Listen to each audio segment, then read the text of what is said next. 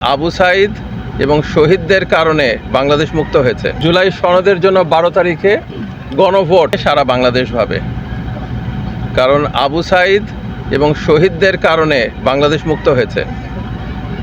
সেই কারণে আজকে জুলাই সনদ তৈরি হয়েছে এবং জুলাই সনদের জন্য 12 তারিখে গণভোট। এরকম গণভোট শত বছরে একবার দুইবার হয়।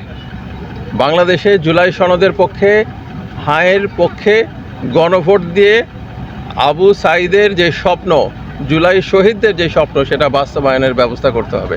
এছাড়াও বাংলাদেশে তো গত 3বার ভোট হয় নাই। এইবার মানুষ যেন ভোট দিতে পারে উৎসব মুখর পরিবেশে, এটাই আমাদের আকাঙ্ক্ষা।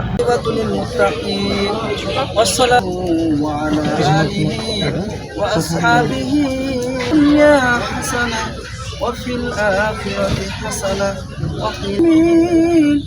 يا أرحم الراحمين يا ذاك الملك রাষ্ট্রীয় মেহমানদেরকে নিয়ে আয় আল্লাহ, তার আত্মীয় স্বজন এবং রাষ্ট্রীয় মেহমানদের নিয়ে তোমার দরবারগুলি মাফ করিয়া দে।